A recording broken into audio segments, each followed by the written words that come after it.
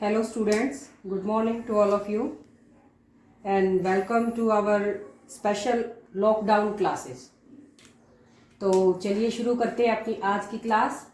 आज हमारा वही चैप्टर 4 है, मांग का सिद्धांत, लेकिन ये पार्ट 2 है। कल हमने जहाँ छोड़ा था आज वहाँ से आगे हम करेंगे। कल हमने किया था मांग क्या होती है और मांग क्या होती है, एक वस्तु की मांग और मांगी गई मात्रा में अंतर, और इसके बाद हमने किया था कि मांग अनुसूची या तालिका क्या होती है और मांग वक्र क्या होता है। मांग अनुसूची और मांग वक्र दोनों के हमने दो टाइप्स किए थे, व्यक्तिगत मांग वक्र और बाजार मांग वक्र। आज वहाँ से आगे चलते हैं। तो आज हमारा उससे आगे आता है मांग फलन। तो मांग फलन को समझते हैं पहले, ये क्या होता है। मांग फलन, फलन होता है जो मांग होती है और मांग को जो प्रभावित करने वाले हमारे तत्व होते हैं, जिन्हें हम निर्धारक तत्व भी कहते हैं, उनके बीच में संबंध, यानी कि मांग, किसी वस्तु की मांग और उस मांग को प्रभावित करने वाले या निर्धारक, प्रभावित करने वाले बहुत सारे तत्व होते हैं जिसकी वजह से हमारी मांग घटती और बढ़ती रहती है। मांग को कम ज्यादा करने वाले बहुत सारे तत्व होते हैं, कई तत्व होते हैं जो उसको प्रभावित करते हैं, उन्हें ही हम उसके निर्धारक तत्व भी बोलते हैं। तो मांग और उन तत्वों के बीच में जो मांग को घटाते या बढ़ाते हैं, उनके बीच के संबंध को ही हम क्या कहते हैं, मांग फलन कहते हैं। तो जैसे हमने कल किया था कि मांग अनुसूची और मांग वक्र भी दो प्रकार के होते हैं, व्यक्तिगत और बाजार, ठीक वैसे ही मांग फलन भी दो तरह का होता है, व्यक्तिगत मांग फलन और बाजार मांग फलन।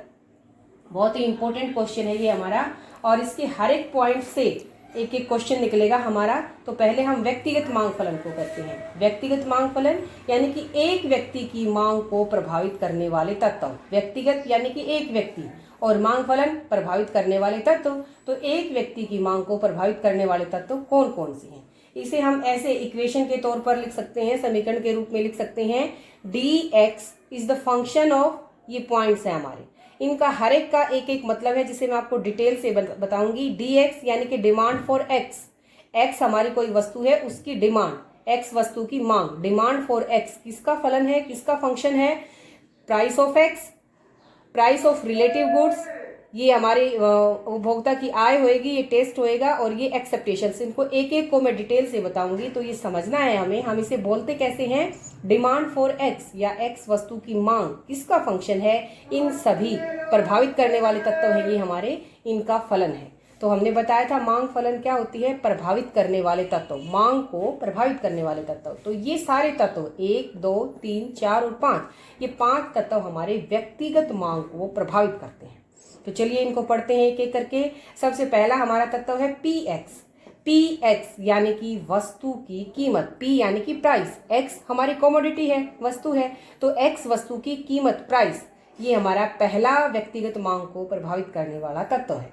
अब ये कैसे प्रभावित करता है मांग को, हम सबको पता है कि जैसे जैसे एक वस्तु की जो कीमत होती है, पी से नोट कर रही हूँ मैं कीमत को, कीमत जैसे जैसे बढ़ेगी, एरो ऊपर की तरफ है, इट मीन्स कीमत बढ़ रही है, तो क्या होएगा, उसकी मांग जो होती है, उस वस्तु की मांग, क्या उसे मैं उसकी मांग को डिनोट कर रही हूँ, वो मांग क्या हो जाएगी, कम हो जाएगी। हम सबको पता है जब भी कोई चीज महंगी होती है, उसकी कीमतें बढ़ती हैं, तो हम उसकी मांग को कम कर देते हैं। कोई चीज सस्ती होती है तो हम उसकी मांग को बढ़ा देते हैं। तो एक वस्तु की कीमत, उसकी प्राइस में और उस वस्तु की मांगी गई मात्रा में कैसा संबंध हुआ, नेगेटिव। तो ये पहला प्रभावित करने वाला तत्व है मांग को, और वो है उसकी कीमत, और ये इसको नेगेटिवली, ऋणात्मक रूप से प्रभावित करता है। एक वस्तु की कीमत जब बढ़ती है तो उसकी मांग कम हो जाएगी, और एक वस्तु की कीमत जब घटेगी तो उसकी मांग बढ़ जाएगी। तो ये हमारा हुआ पहला तत्व, प्राइस ऑफ एक्स। अब है हमारा दूसरा तत्व पी आर। ये पी आर का मतलब क्या है, संबंधित वस्तुओं की कीमत, आर यानी कि रिलेटिव गुड्स, और पी वही हमारी प्राइस। तो रिलेटिव गुड्स की प्राइस एक वस्तु की मांग को कैसे प्रभावित करेगी, बहुत ही इंपॉर्टेंट क्वेश्चन है हमारे। संबंधित वस्तुएं यानी कि रिलेटिव गुड्स, ये जो रिलेटिव गुड्स है ये हमारी दो तरह की होती हैं। एक होती है प्रतिस्थापन, प्रतिस्थापन वस्तुएं बोलते हैं एक को, और दूसरे को बोलते हैं हम पूरक वस्तुएं। प्रतिस्थापन, पहले इसे समझते हैं। मैंने क्या बताया है कि संबंधित वस्तुएं दो तरह की होती हैं, नंबर 1 प्रतिस्थापन और नंबर 2 पूरक। अब प्रतिस्थापन क्या है, इस शब्द को देखो ध्यान से, प्रतिस्थापन, स्थापन यानी कि एक दूसरे के स्थान पर, वो वस्तुएं जिनका हम एक दूसरे के स्थान पर प्रयोग कर सकते हैं। ऐसी बहुत सारी वस्तुएं हैं जिनका हम डेली लाइफ में एक दूसरे के स्थान पर प्रयोग कर सकते हैं। जैसे मैं आपको बताऊं कि हम कोलगेट यूज करते हैं, अगर कोलगेट की जगह पर हम पेप्सोडेंट भी यूज कर सकते हैं, क्लोजअप भी यूज कर सकते हैं। हम नहाने के साबुन यूज करते हैं, कोई भी साबुन, हम डेटोल यूज करते हैं, हम उसकी जगह पर लक्स भी यूज कर सकते हैं, रेक्सोना यूज कर सकते हैं। तो ये सारी चीजें क्या हैं? ये सारी वस्तुएं प्रतिस्थापन वस्तुएं हैं, क्योंकि हम इनका एक दूसरे के स्थान पर प्रयोग कर सकते हैं। तो वो वस्तुएं जिनका हम एक दूसरे के स्थान पर प्रयोग कर सकते हैं उन्हें हम प्रतिस्थापन वस्तुएं कहते हैं। आप उदाहरण लिखोगे, उदाहरण के लिए साबुन, उदाहरण के लिए कोलगेट क्लोजअप, ठीक है, उदाहरण के लिए हमारे cold drinks, Pepsi Cola, Coca Cola. तो ये सब क्या है? प्रतिस्थापन वस्तुएं। अब ये प्रतिस्थापन वस्तुएं व्यक्तिगत मांग फलन को कैसे प्रभावित करती हैं? तो देखिए, हम उदाहरण देती हूं मैं आपको। चाय और कॉफी ये क्या है? ये दो प्रतिस्थापन वस्तुएं हैं। तो इनको हम ले लेते हैं कि मान लिया चाय की कीमत, अब ध्यान ये देना है कि एक वस्तु की मैं कीमत लूंगी और दूसरी वस्तु की क्या लूंगी मैं? मांग। दोनों वस्तुओं की एक चीज नहीं है। एक वस्तु की कीमत, मान लिया चाय की कीमत ले ली और कॉफी की मांगी गई मात्रा। अब देखिए, मान लिया चाय का एक कप हमारा 10 रुपए का आता है, ठीक है, और कॉफी का एक कप हमारा 15 रुपए का आता है। तो मान लिया चाय की कीमत क्या हो गई? बढ़ गई, ठीक है। चाय का एक कप अब हमारा 10 से 15 रुपए का ही आने लग गया। तो क्या होएगा? चाय की कीमत बढ़ गई तो बहुत सारे लोग ये सोचेंगे कि कॉफी भी उतने की आती है, चाय भी उतने की आती है, वो चाय को पीना छोड़ देंगे और कॉफी पीना शुरू कर देंगे। कर सकते हैं ऐसा बहुत से। तो क्या होता है, जब प्रतिस्थापन वस्तुओं में से एक वस्तु की कीमत बढ़ती है, ठीक है, चाय की कीमत बढ़ी तो क्या हुआ? कॉफी की मांग बढ़ गई, तो इसकी कीमत बढ़ी और इसकी क्या बढ़ी? मांग। तो इन दोनों के बीच में जो प्रतिस्थापन वस्तुएं होती हैं उनके बीच में हमारा कैसा संबंध होता है? धनात्मक, पॉजिटिव रिलेशन होता है। कैसे बताया है मैंने कि एक वस्तु की कीमत बढ़ी है और एक वस्तु की कीमत बढ़ने से दूसरी वस्तु की मांग बढ़ गई। क्योंकि ये पहली वस्तु की कीमत बढ़ गई थी, ये महंगी हो गई थी, इसलिए कुछ लोगों ने इसे यूज करना कम कर दिया और जो दूसरी वस्तु थी उसकी प्रतिस्थापन उसे यूज करना शुरू कर दिया। तो ये हमारी पहली संबंधित वस्तु हुई प्रतिस्थापन वस्तु, जिसका एक दूसरे के स्थान पर हम प्रयोग करते हैं, जैसे चाय और कॉफी। और मैंने बताया है तुम्हें कि प्रतिस्थापन जो वस्तुएं होती हैं उनके बीच में आपस में कैसा संबंध होता है? धनात्मक संबंध होता है, पॉजिटिव संबंध होता है। अब आती है हमारी दूसरी वस्तु। दूसरी वस्तु कौन सी है संबंधित? पूरक वस्तुएं। पूरक वस्तुएं क्या होती हैं? जैसे मैंने बताया, प्रतिस्थापन तो वो होगी जिनका एक दूसरे के स्थान पर यूज करते हैं। पूरक, इनको हम कॉम्प्लीमेंट्री गुड्स कहते हैं। तो ये कौन सी वस्तुएं होती हैं? जो मिलकर, जो दो वस्तुएं मिलकर एक वस्तु की एक जरूरत को हमारे को पूरा करती हैं। इसीलिए हम इनको संयुक्त वस्तुएं भी कहते हैं, क्योंकि ये जो दो वस्तुएं होंगी, जब तक ये दोनों इकट्ठी नहीं होंगी तब तक हमारी मांग पूरी नहीं होगी। तो इसका देखो उदाहरण क्या देते हैं हम। उदाहरण के लिए ये मेरा पेन है, इस पेन के अंदर स्याही ना हो, पेन और स्याही, जब तक अगर अकेला पेन है और उसके अंदर स्याही नहीं है तो वो पेन मेरे किसी काम का नहीं। अगर स्याही है, लिखने के लिए पेन नहीं है, तो पेन मेरे किसी काम का नहीं। तो ये दोनों वस्तुएं जब मेरे पास होंगी तभी मेरी जरूरत पूरी होगी। ठीक ऐसे ही और उदाहरण ले सकते हैं हम, कार और पेट्रोल। कार है हमारे पास, गाड़ी है, लेकिन उसमें पेट्रोल नहीं है तो वो किसी काम की नहीं। अकेला पेट्रोल है तो गाड़ी भी किसी काम की नहीं। तो पूरक वस्तुएं को कौन सी होती हैं? जो मिलकर हमारी एक मांग को पूरा करती हैं। ठीक है, संयुक्त वस्तुएं भी इनको कहते हैं, हम इनको कॉम्प्लीमेंट्री गुड्स कहते हैं। तो अब कार और पेट्रोल, पेन और स्याही, ये इसके एग्जाम्पल हो गए। तो ये कार और पेट्रोल, पेन और स्याही जो एक पूरक वस्तुएं हैं, ये कैसे प्रभावित करेंगी व्यक्तिगत मांग फलन को? तो इसको भी हम ऐसे ही देखेंगे कि क्या होता है कि जब कार की कीमत बढ़ेगी, ठीक है, कार की मान लिया कीमत बढ़ गई तो क्या होएगा? लोग कार को कम खरीदेंगे। कार को कम खरीदेंगे तो पेट्रोल अपने आप कम हो जाएगा, पेट्रोल भी कम खरीदा जाएगा। ध्यान से देखिए कि अगर कार की कीमत बढ़ जाती है, कार की कीमत बढ़ गई, कार महंगी हो गई, तो लोग कारों को कम खरीदेंगे। कारों को कम खरीदेंगे तो पेट्रोल की खपत भी क्या होगी? कम होगी। तो कैसा रिलेशन हुआ इनके बीच में? कार की कीमत बढ़ी और पेट्रोल की मांग कम हो गई। एक की कीमत ली है मैंने, कार की प्राइस ली है और पेट्रोल की मांग ली है, तो इनके बीच में कैसा रिलेशन हुआ? इनके बीच में रिलेशन हुआ नेगेटिव। समझ में आया? संबंधित वस्तुओं की कीमत, संबंधित वस्तुएं दो तरह की होती हैं, प्रतिस्थापन और पूरक। प्रतिस्थापन जिनका एक दूसरे के स्थान पर प्रयोग करते हैं, जैसे चाय, कॉफी, कोलगेट, पेप्सोडेंट, ठीक है, साबुन के उदाहरण मैंने दिए हैं और उनके बीच में आपस में रिलेशन कैसा बताया है, पॉजिटिव धनात्मक, क्योंकि एक की कीमत बढ़ती है तो दूसरे की मांग बढ़ती है। ठीक है, इसको सोचना है, एकदम से रटना नहीं है, सोचोगे तो अपने आप याद हो जाएगा कि जब चाय महंगी होगी तो लोग कॉफी की तरफ जाएंगे, दोनों चीजें बढ़ेंगी, चाय की कीमत बढ़ी है, कॉफी की मांग बढ़ी है, तो संबंध कैसा हो गया हमारा, पॉजिटिव हो गया। दूसरी पूरक वस्तुएं जो मिलकर पूरा करती हैं, जैसे कार, पेट्रोल, पेन, स्याही। जब कार की कीमतें बढ़ती हैं तो कार महंगी हो गई, कार को कम खरीदेंगे, कार को कम खरीदेंगे तो पेट्रोल की मांग अपने आप कम हो जाएगी। तो इन दोनों के बीच में कैसा संबंध हुआ, नेगेटिव। तो इस प्रकार से जो हमारी प्राइस ऑफ रिलेटिव गुड्स है वो भी व्यक्तिगत मांग फलन को बहुत प्रभावित करती है। तो ये बहुत ही इंपॉर्टेंट है हमारा पॉइंट, इसके अंदर से बहुत बार क्वेश्चन आता है, उदाहरण भी आ जाते हैं कि प्रतिस्थापन वस्तुओं का कोई एक उदाहरण दीजिए, पूरक वस्तुओं का कोई एक उदाहरण दीजिए, तो अच्छे से हमें ये पॉइंट क्लियर करना है अपना। अब हमारा तीसरा पॉइंट आता है व्यक्तिगत मांग फलन को प्रभावित करने वाला, वाई यानी कि उपभोक्ता की आय। जो उपभोक्ता है, जो वस्तुओं को खरीदने वाला है, उसकी इनकम उसकी व्यक्तिगत मांग फलन को कैसे प्रभावित करेगी। तो सीधी सी बात है, जब भी हमारी, हम अपने से उदाहरण ले सकते हैं कि जब भी हमारी आय बढ़ती है, मान लिया हमारी आमदनी पहले हम 5,000 महीने कमाते थे, 7,000 हो गई या 10,000 हो गई, तो आय बढ़ने से क्या होगा, हमारी मांग भी बढ़ेगी। तो इन दोनों के बीच में कैसा संबंध होएगा, आय बढ़ेगी तो मांग भी बढ़ेगी। अगर हमारी आमदनी कम हो जाएगी तो हम वस्तुओं की मांग भी कम करेंगे। तो इनके बीच में, आय के बीच में और वस्तु की मांग के बीच में कैसा संबंध हुआ, पॉजिटिव। ठीक है, क्योंकि आय के बढ़ने से मांग बढ़ती है, आय के घटने से मांग घटती है। आसान सा पॉइंट है हमारा। इसके बाद अगला पॉइंट आता है हमारा टी यानी कि उपभोक्ता की रुचि, या हम कह सकते हैं टेस्ट। ठीक है, रुचि यानी कि टेस्ट। तो उपभोक्ता की रुचि का, टेस्ट का भी उसकी मांग के ऊपर बहुत प्रभाव पड़ता है। कैसे प्रभाव पड़ता है कि बेशक जब हमारी किसी वस्तु के अंदर रुचि हो जाती है, या हम ये भी कह सकते हैं कि हमें आदत पड़ जाती है, रुचि, इंटरेस्ट हो जाता है, तो बेशक उस वस्तु की कीमतें बढ़े क्यों ना जाए, हम उसे खरीदते हैं क्योंकि हमारा इंटरेस्ट है उसे खरीदने में। बेशक उसकी कीमत बढ़ जाए, हम फिर भी उसे खरीदते हैं। तो रुचि जब हमारी बढ़ती है तो मांग भी बढ़ेगी। अगर हमारा इंटरेस्ट कम हो जाए तो मांग घटेगी। हमारी, मान लिया कोई भी वस्तु है, हम उसे लेना नहीं चाहते, हमारी रुचि क्यों चली गई, रुचि नहीं रही, रुचि भी कह सकते हैं हम इसे, फैशन कह सकते हैं हम, आदत भी बोल सकते हैं। तो जब हमें किसी चीज़ की इंटरेस्ट हो जाता है किसी के अंदर, हमारा उसकी हमें आदत पड़ जाती है। फॉर एग्जाम्पल मैं बात करूं कि सिगरेट पीने की, बीड़ी पीने की जिसको लत होती है, तो वो बीड़ी सिगरेट की कीमत कितनी ही क्यों ना बढ़ जाए, वो उसे फिर भी लेगा, खरीदेगा। तो रुचि से क्या होता है कि उसकी कीमत के बढ़ने के बाद भी जब रुचि किसी चीज़ में बढ़ जाती है तो हम उसकी मांग को बढ़ाते हैं। ठीक है, तो रुचि में, टेस्ट में और वस्तु की मांग में क्या संबंध हुआ, पॉजिटिव संबंध हुआ कि रुचि बढ़ेगी तो मांग भी बढ़ेगी।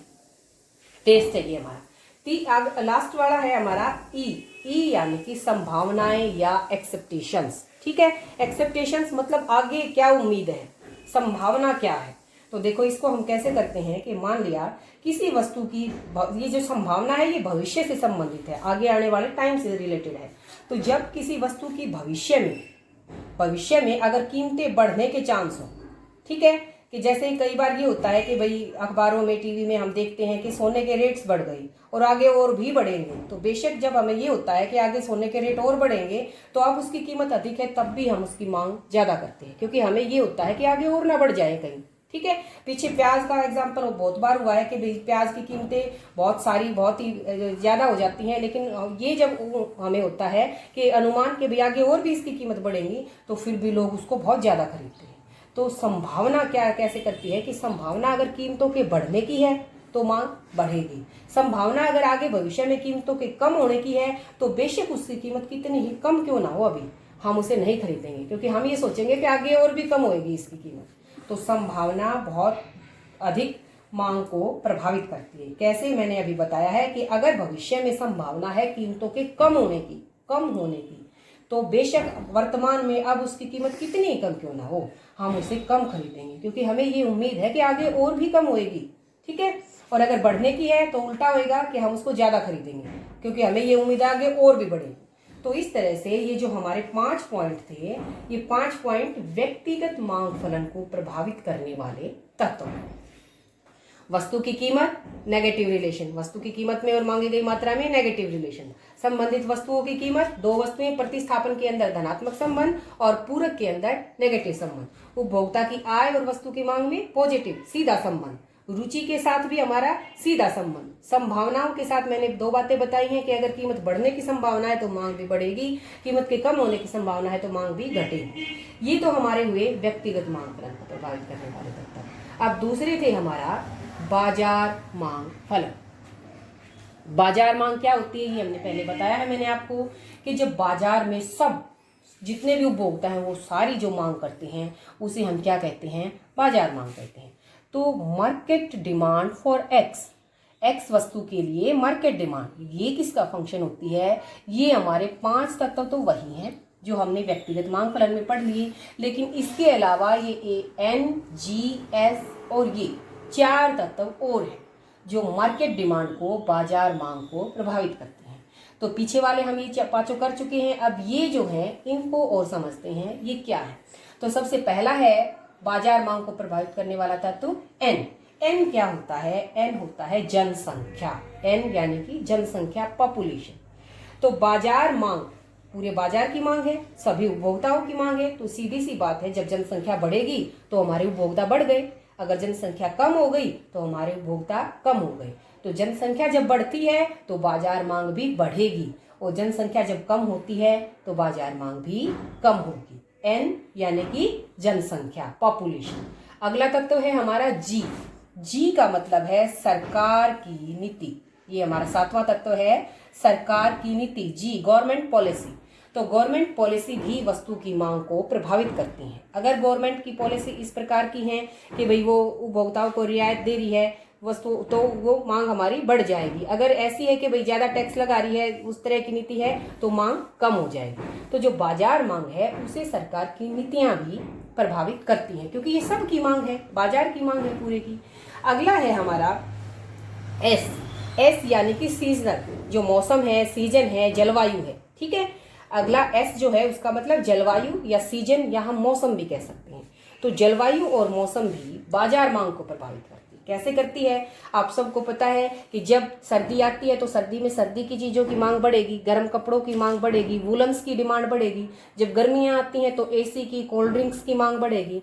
तो जलवायु भी मांग को प्रभावित करती है। जो हमारे क्षेत्र ऐसे हैं जो ठंडे प्रदेश हैं तो वहाँ गर्म चीज़ों की, गर्म वस्तुओं की मांग बढ़ी हुई होती है, और जो प्रदेश हमारे गर्म होते हैं वहाँ ठंडी वस्तुओं की मांग बढ़ेगी। तो इस तरह से हम क्या कह सकते हैं कि जो बाजार मांग है, जो सबकी मांग है, उसके ऊपर जलवायु का, सीजन का, मौसम का भी बहुत प्रभाव पड़ता है। अब हमारा लास्ट जो है बाजार मांग को प्रभावित करने वाला तत्व वाई डी। वाई यहाँ मैंने बताया था आय, ये वाई के साथ डी और लग गया, वाई डी यानी कि डिस्ट्रीब्यूशन ऑफ इनकम, आय वितरण, ये है हमारा वाई डी यानी कि आय का वितरण। आय का वितरण क्या होता है, हमें पता है जनसंख्या के अंदर हमारी आय का बंटवारा होता है पूरी जनसंख्या के अंदर। अगर वो आय का वितरण असमान है, असमान यानी कि कुछ लोगों के पास, कुछ लोगों की इनकम तो बहुत ज़्यादा है और कुछ लोगों की इनकम बहुत ही कम है, तो क्या होएगा, मांग घटेगी, कम होएगी, क्योंकि जो कुछ लोग हैं उन्हीं की आय अधिक है और वो कुछ लोग कितनी वस्तुओं की मांग कर सकते हैं, थोड़ी वस्तुओं की ही मांग करेंगी। जब सबकी आय बढ़ेगी तभी तो हमारी मांग बढ़ेगी। तो आय का वितरण अगर असमान है तो मांग कम हो जाएगी, बाजार मांग कम हो जाएगी जब आय का वितरण कैसा हो, असमान। और अगर आय का वितरण समान है, सबकी आमदनी में बहुत ज़्यादा अंतर नहीं है, तो बाजार मांग बढ़ेगी, क्योंकि सब लोग अधिक वस्तुओं की मांग करेंगे।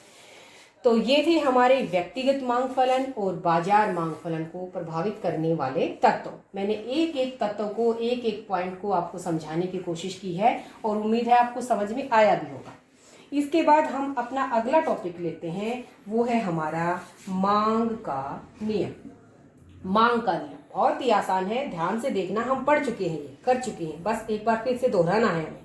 मांग का नियम क्या कहता है, मांग का नियम कहता है कि अन्य बातें समान रहने पर एक वस्तु की कीमत बढ़ने पर उसकी मांग कम तथा कीमत के कम होने पर मांग बढ़ती है। हम पढ़ चुके हैं, हमें पता है इस बात का कि कोई भी वस्तु है उसकी कीमत जब बढ़ेगी तो उसकी मांग क्या हो जाएगी, कम हो जाएगी। कीमत बढ़ेगी तो हम उसको कम खरीदेंगे और कीमत के कम होने पर उसकी मांग क्या हो जाएगी, बढ़ेगी। तो ये बात हम पढ़ चुके हैं, यही मांग का नियम कहता है। लेकिन इसके अंदर एक चीज अलग है, अन्य बातें समान रहने पर। ये चीज इंपॉर्टेंट है। अन्य बातें समान रहने पर, क्यों कहा मैंने कि अन्य बातें समान रहने पर एक वस्तु की कीमत अगर बढ़ गई तो उसकी मांग कम हो जाएगी। ये पीछे की बात तो हमारी समझ में आ गई। ये क्या है, जो अन्य बातें हैं ये एक तरह से क्या है, हमारी मान्यताएं हैं। मैंने आपको स्टार्टिंग में बताया था कि अर्थशास्त्र में जब भी हम कोई नियम बनाते हैं, कोई सिद्धांत बनाते हैं, तो हम कुछ एजम्पशंस लेकर चलते हैं, कुछ मान्यताएं लेकर चलते हैं, कुछ मान कर चलते हैं। हम उस परिस्थिति को बाउंड कर देते हैं कि भाई अगर स्थिति ऐसी है तभी वो नियम लागू होगा। तो ये अन्य बातें अगर समान रहेंगी तभी ये नियम लागू होएगा, अन्यथा नियम लागू नहीं होएगा। जैसे अन्य बातें कौन कौन सी हैं कि उपभोक्ता की आय समान रहे, यानी कि उपभोक्ता की आय ना घटे ना बढ़े। अगर उपभोक्ता की आय बढ़ गई तो हमने अभी ऊपर पढ़ा है कि आय के बढ़ने से क्या होगी, बेशक उस वस्तु की कीमत बढ़ जाए, बेशक कीमत बढ़ जाए, साथ में अगर उपभोक्ता की आय भी बढ़ गई तो उपभोक्ता उस वस्तु की ज्यादा मांग करेगा। तो समझ में आया कि उपभोक्ता की आय के बढ़ने पर बेशक कीमत बढ़ जाए, उसकी मांग क्या हो जाएगी, बढ़ेगी। तो अगर कीमतों के बढ़ने के साथ साथ आय भी बढ़ गई तो नियम लागू नहीं होगा। इसलिए मैंने क्या कहा है कि अन्य बातें समान रहने पर, यानी कि उपभोक्ता की आय नहीं बढ़नी चाहिए। ठीक है, उपभोक्ता की आय नहीं बढ़नी चाहिए, अन्यथा नियम लागू नहीं होगा। तो हम ये मानकर चले हैं कि वो अन्य बातें क्या क्या हैं, उपभोक्ता की आय वो समान रहनी चाहिए, वो नहीं बढ़नी चाहिए। उसकी रुचि में भी कोई चेंज नहीं आना चाहिए, टेस्ट में कोई चेंज नहीं आना चाहिए। मैंने पहले बताया था कि भाई जैसे भाई मैंने कहा था कि भाई जो शराबी होते हैं, जुआरी होते हैं, या भाई हम कहें बीड़ी सिगरेट की जिसको लत होती है जिसकी, तो अगर वो चेंज हो गई तो बेशक उसकी कीमत बढ़ जाए, वो फिर भी उसकी मांग बढ़ाएंगे। तो ये रुचि बदलनी नहीं चाहिए, ये सेम रहनी चाहिए। अन्य बातें यानी कि उपभोक्ता की आय वही रहनी चाहिए, उसकी रुचि भी वही रहनी चाहिए, और जो संबंधित वस्तुएं हैं उनकी कीमत भी वही रहनी चाहिए। और संभावनाओं में कोई चेंज नहीं आना चाहिए। अगर संभावनाएं चेंज हो रही हैं तो ये नियम लागू नहीं होगा। तो कहने का मतलब क्या है, जब हम मांग का नियम लिखेंगे तो हम ये बात लिखेंगे कि अन्य बातें समान रहने पर एक वस्तु की कीमत में और उसकी मांग में नेगेटिव रिलेशन है, ऋणात्मक संबंध है। ठीक है, और अन्य बातों का मतलब है ये मान्यताएं, उपभोक्ता की आय, उसकी रुचि, संबंधित वस्तुओं की कीमत और संभावनाएं सब ज्यों की तो रहेंगी, किसी के अंदर कोई परिवर्तन नहीं आना चाहिए, तब हमारा ये नियम लागू होगा। तो अब इस नियम की एक बार हम और व्याख्या कर लेते हैं मांग तालिका के माध्यम से। ये मांग तालिका है जिसके अंदर ये एक्स वस्तु है, इस एक्स वस्तु की ये कीमतें हैं, प्राइस ऑफ एक्स। ये एक्स वस्तु की क्वांटिटी है, मांगी गई मात्रा है। तो देखो क्या होता है, जब एक वस्तु एक्स है उसकी कीमत 10 है, तो मान लिया हम उसकी 1 इकाई खरीद रहे हैं। ठीक है, मान लिया 10 रुपए का एक चाय का कप आता है, हम 1 चाय का कप पीते हैं। अब वो चाय का कप 8 रुपए का हो गया, तो हमने 2 टाइम चाय पीनी शुरू कर दी, 2 बार। अब और कीमत कम हो गई तो हमने 3 बार कर दी। तो क्या हुआ, कीमतें क्या हो रही हैं, गिर रही हैं। लगातार कीमतें 10 से 8 हो गई, 8 से 5 गिर गई, और मांग क्या हो रही है, बढ़ रही है।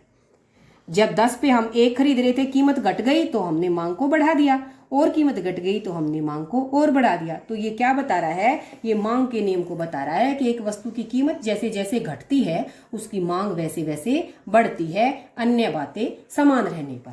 अब इसी तालिका को हम एक चित्र के माध्यम से पढ़ते हैं। ये मैंने एक्स एक्सिस लिया, ये मैंने वाई एक्सिस लिया। एक्स एक्सिस के ऊपर मैं क्या ले रही हूँ, क्वांटिटी, मांगी गई मात्रा को। ये 1 2 3 है हमारे, ये मैंने 1 2 3 ले लिए। वाई एक्सिस के ऊपर मैंने कीमत को लिया है, प्राइस। ठीक है, तो ये हमारी प्राइस है। तो तब क्या है कि जब कीमत 10 है, ये है हमारी कीमत, यहाँ 9 और 12 से थोड़ा सा नीचे 10, तो इसकी मांग कितनी है, 1। जब कीमत घटकर क्या हो गई, 8 हो गई, तो हमने इसकी मांग कर दी 2, और भी कीमत घटकर 5 हो गई तो मांग कर दी हमने 3। तो ये हमें पॉइंट्स मिले, और इन पॉइंटों को हम मिला देते हैं तो ये हमारा DX डिमांड कर्व बन गया, हमारा मांग वक्र बन गया। ठीक है, क्या है, ये हमारा डिमांड कर्व। ये डिमांड कर्व क्या दिखा रहा है, एक वस्तु की कीमत में और एक वस्तु की मांगी गई मात्रा में नेगेटिव संबंध को दिखा रहा है, ऋणात्मक संबंध को। ऋणात्मक है ना, ऋणात्मक क्या होता है, ये बायां हिस्सा, ये दायां हिस्सा, बाएं से दाएं जब नीचे की ओर जिसका ढलान होता है हम उसे ऋणात्मक कहते हैं। एक वस्तु बढ़ रही है और दूसरी घट रही है, जितना हमने इसको बढ़ाया मात्रा को उतनी ही इसकी कीमत घटती गई। तो एक चीज बढ़ रही है, एक चीज घट रही है, उसे हम क्या कहते हैं, नेगेटिव रिलेशन कहते हैं। तो ये था हमारा मांग का नियम, मांग तालिका और ये मांग कर्व। तो मेरे ख्याल से आज के लिए बहुत हो गया होगा, तो अगली वीडियो में हम इसे आगे पढ़ेंगे, मांग कर्व, डिमांड कर्व को आगे बढ़ाएंगे। आज के लिए इतना काफी है, और इसको सुनो, बार बार ध्यान से सुनो, समझ में आएगा। एक एक पॉइंट हमारा बहुत ही इम्पोर्टेंट है और जो नेक्स्ट चैप्टर है उसका बेस है ये चैप्टर। तो इसे ध्यान से सुनना है, ध्यान से समझना है और उसके बाद इसे नोटबुक में लिखना है। तो धन्यवाद, आज के लिए इतना ही।